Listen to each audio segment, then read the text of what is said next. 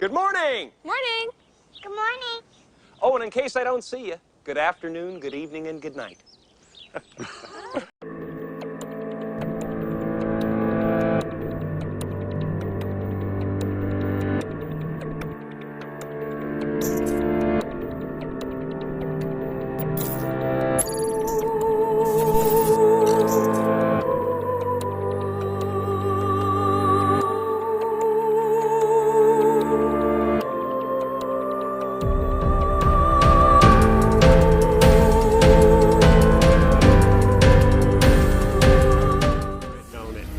So I love that, and I love the aspect of the AI and the machines taking over.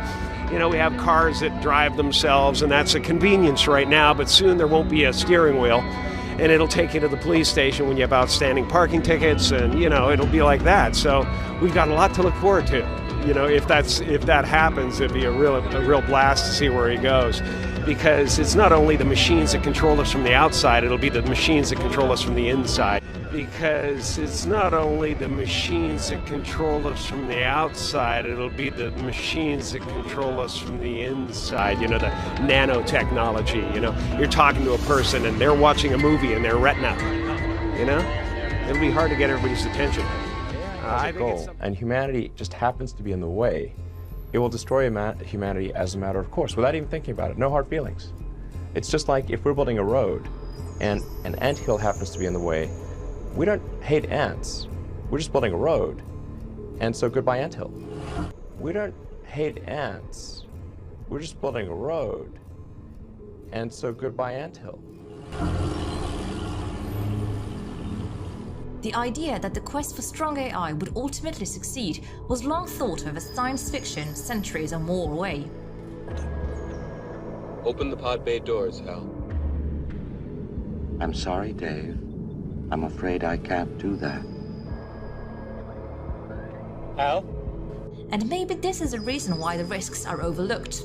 At some point, the public must have stopped to pay attention because it all sounds like science fiction. People now see it as an artifact of a cheesy movie. Can this possibly catch us off guard? At some point in the early 21st century, all of mankind was united in celebration. We marveled at our own magnificence as we gave birth to AI. AI? You mean artificial intelligence? A singular consciousness that spawned an entire race of machines. We don't know who struck first, us or them, but we know that it was us that scorched the sky. Thanks to recent breakthroughs, many AI milestones have now been reached, making many experts take the possibility of superintelligence in our lifetime seriously. While some experts still guess that human-level AI is centuries away, a lot of scientists believe it will happen in our lifetimes. Elon Musk being one of them. We have 5 years. I think digital superintelligence will happen in my lifetime. 100%. He claims that existential threat posed by artificial intelligence is much closer than previously predicted. Musk has consistently warned us of the existential threat posed by advanced artificial intelligence in recent years. Despite this, he still feels that the issue is not properly understood. He also laid out a number of possible scenarios for us to survive the rise of AI, if at all. Before we dig deeper into what solutions Musk has to offer, let's talk about why he considers AI dangerous. We are in the early stages of probably one of the biggest technological revolution. Some people call it our final invention. If we can solve AI, we can solve so many other problems. And eventually, AI will make better decisions than humans. While science fiction often portrays AI as robots with human-like characteristics, AI can encompass anything from Google's search algorithms to IBM's Watson. But what's wrong with taking a technology that has all kinds of beneficial uses and making it better? Let's rewind. If you go back to September 11th, 1933, Ernest Rutherford, who was a well-known nuclear physicist, says that anyone who looks for a source of power in the transformation of the atoms is talking moonshine. The next morning, Leo Szilard, who is a much younger physicist, read this and got really annoyed. Then he figured out how to make a nuclear chain reaction just a few months later. The thing is, because nuclear power hadn't even been considered before, the risks were suppressed. Maybe it was this lack of attention, which then led to Chernobyl disaster.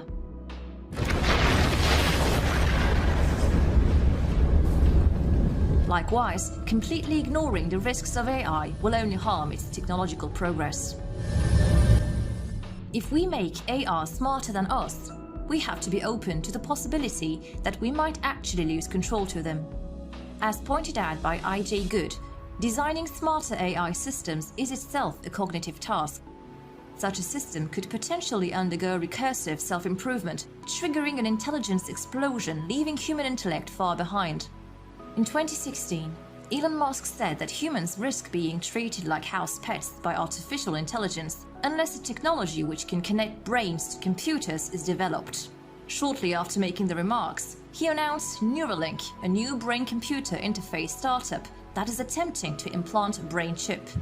Neuralink will allow humans to compete with AI, according to Musk, as well as help cure brain diseases, control mood, and even let people listen to music directly from our chips. It's incredibly important that AI not be other. It must be us. And I could be wrong about what I'm saying. I'm certainly open to ideas if anybody can suggest a path that's better. But I think we're really going to have to either merge with AI or be left behind. But I think we're really going to have to either merge with AI or be left behind. Look at this picture behind me.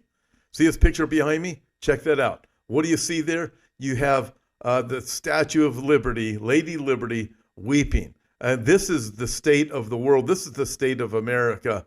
And it's the end of America as we know it. And it's the end of the world as we know it. Things are changing. This global kingdom is coming. Now check this out. So we have all these climate rules going on. We have mandates. We have lockdowns. We have really bad things happening in Australia and Canada and other parts of the world, Israel. We watch all these different things happening. And check this out. The Gateway Pundit reports that a new digital driver's license is being tested that would include your COVID status and potentially the following information. And here it is, right?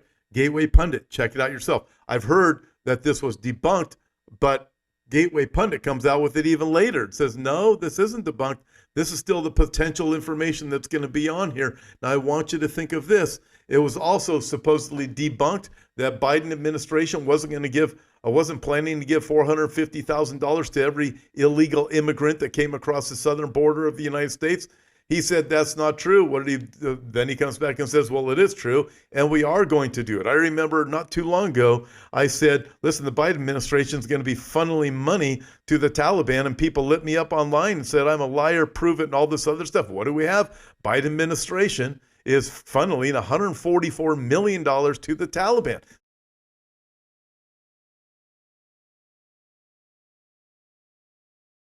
So you look at these things, go, and here it is. And here's what Gateway Pundit says. Here's what's going to be on your digital driver's license. Your health records, why on your driver's license? Your financial reports, why on your driver's license? Your credit scores, why on your driver's license? Listen, this is about control. This isn't about caring for anybody. It's not about your safety. It's none of those things. Your travel records, why? Why do they care where I travel? Just get pulled over for speeding? Why would this be on my driver's license? Vehicle registration? Okay, that one might make sense. What else? Your spending habits? What? Voting?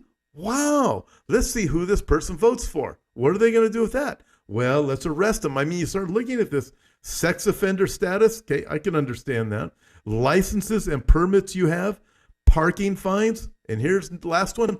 Social credit scoring. What in the world's really going on? Social credit scoring.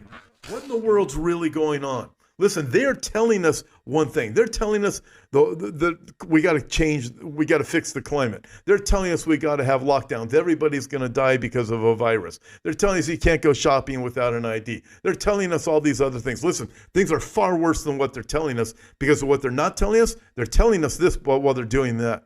They're not telling us the truth. The truth is, this is about control. This is about the government controlling the masses of humanity. As a result, I think the people in the Congress are going to support it.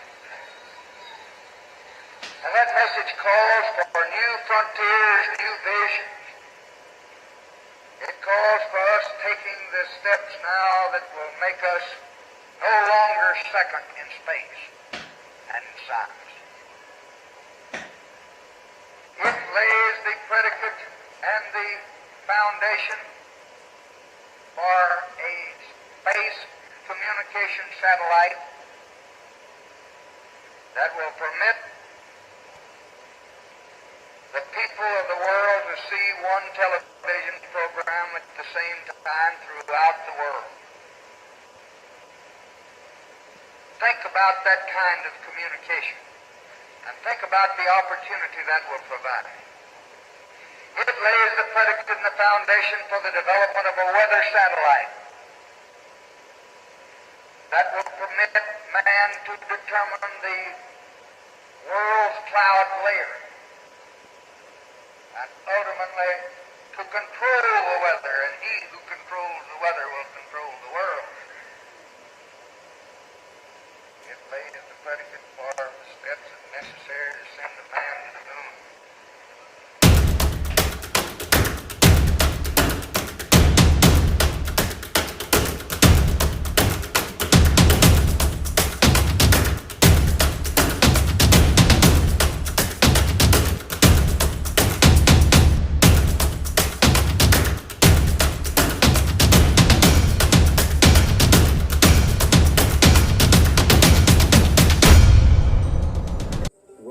In Politico that talked about how the Ukrainian government had tried to collude and interfere on behalf of Hillary Clinton in the 2016 election. And furthermore, how Petro Poroshenko was very worried that the Trump administration would figure out they'd been working against him. Born on October 31st, 1895, to a ballerina from Vienna, Austria, the medium Maria Orsic was leader of the German Vrill Society.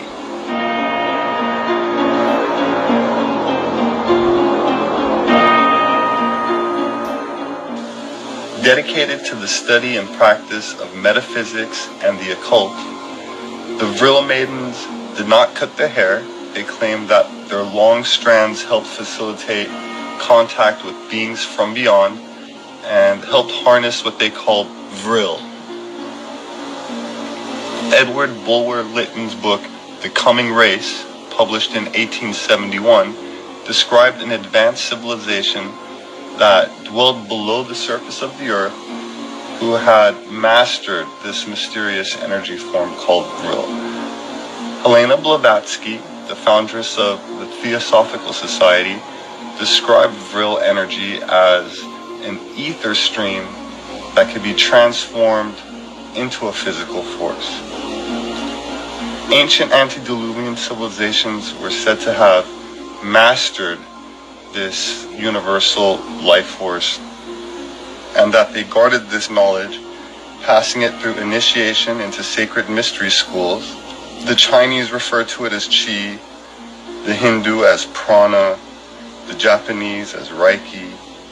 A more modern term for this universal life force is Orgone, which is defined as the basic building block of all organic and inorganic matter and is closely associated with sexuality.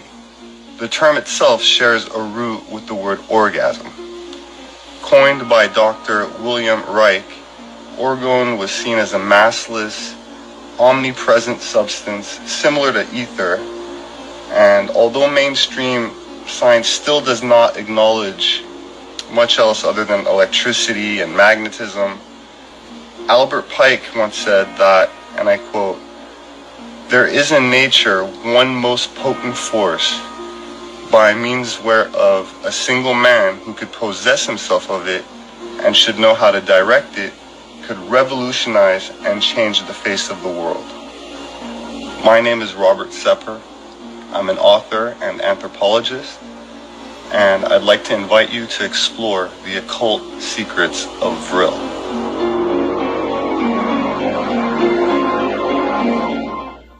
What you're seeing here is a mirage. So, I'm going to talk about Jesus. Hallelujah. That's loud. Okay, sorry. Do it nicely. Oh, yes. Hallelujah.